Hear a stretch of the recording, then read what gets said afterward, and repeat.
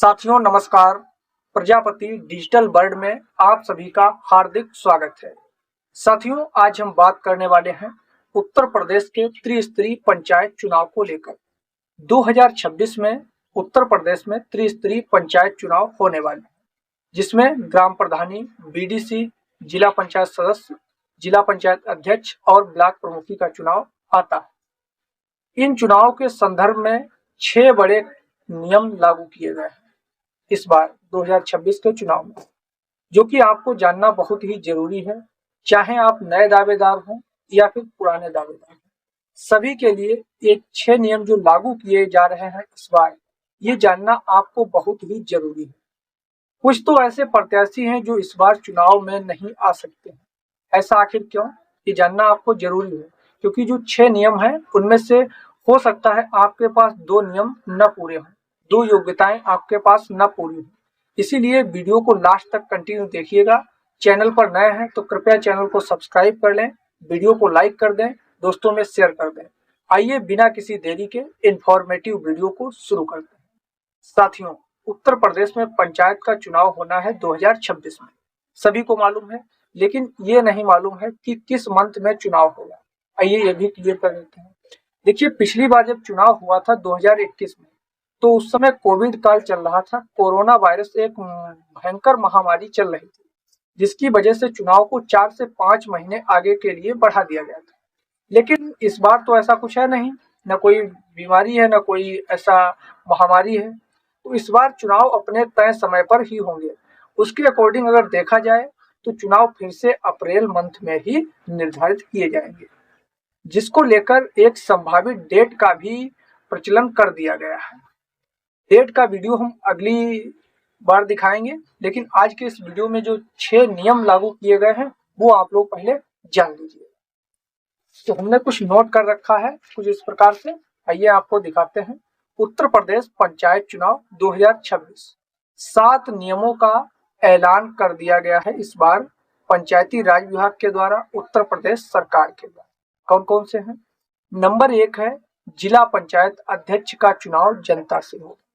देखिए, पहले क्या होता था, पहले जो चुनाव होता था जिला पंचायत अध्यक्ष का, वो बाहुबलियों का चुनाव था। जिसकी सत्ता होती थी वही लोग अक्सर कर चुनाव जीतते थे जिला पंचायत अध्यक्ष का। जिला पंचायत अध्यक्ष अधिकतर सत्ताधारी लोग ही बनते हैं, आपको भी मालूम होगा। इसके बाद में जो दूसरा नियम आ रहा है, पंचायत चुनाव के लिए लागू होगी शैक्षिक योग्यता। शैक्षिक योग्यता वाला नियम हम कई बार आप लोगों को बता चुके हैं कि शैक्षणिक योग्यता इस बार जरूर पंचायत के इलेक्शन में लागू की जाएगी। अब शैक्षिक योग्यता कितनी मांगी जाएगी तब आप चुनाव लड़ सकते हैं, ये आपके मन में कहीं ना कहीं प्रश्न जरूर उठता होगा यदि आप निरक्षर होंगे तो। अक्सर कर पुराने लोग हैं जो पढ़े लिखे नहीं हैं, 70% लोग निरक्षर ही हुआ करते थे, जो लगभग 50 वर्ष से ऊपर है। अक्सर कर ऐसा, बाकी पढ़े लिखे हैं लोग, ऐसा नहीं है। लेकिन आज की जनरेशन में कुछ कहने का कमाल ही अलग है।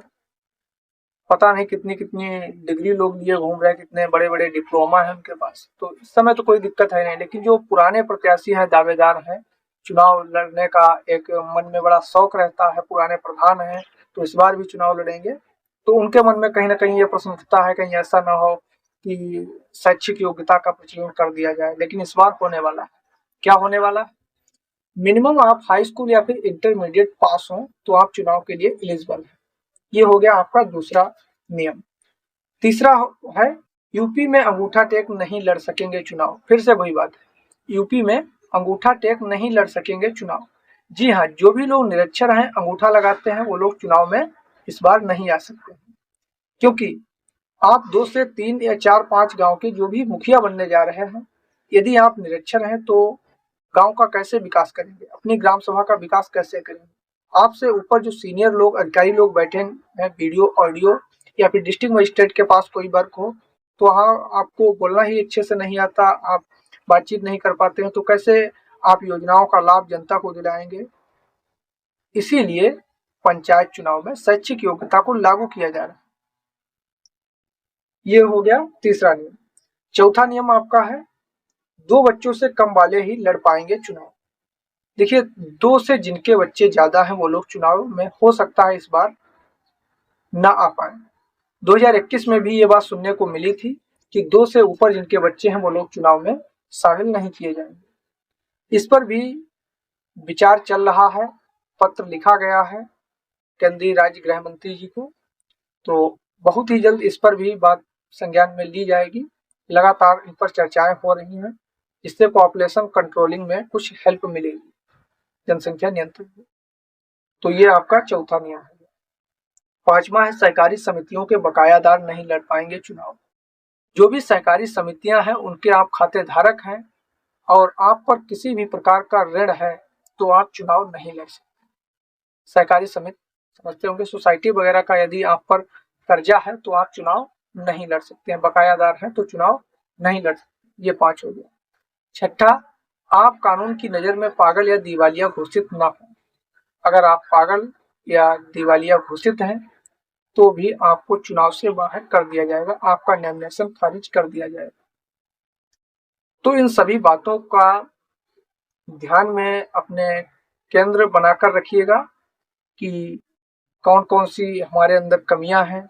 अगर ये कमियां हैं इनमें से कोई भी तो आप भाई चुनाव के लिए एलिजिबल नहीं है, तो आप अपने परिवार से किसी अपनी पत्नी या लड़के या किसी को भी उतार सकते हैं चुनाव के लिए, अगर ज्यादा चुनाव लड़ने का मन है।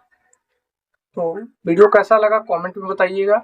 और भी कोई जानकारी लेनी है पंचायत चुनाव से संबंध में तो नीचे कमेंट के माध्यम से पूछ सकते हैं। बाकी मिलते हैं फिर नेक्स्ट नई वीडियो में, तब तक के लिए धन्यवाद।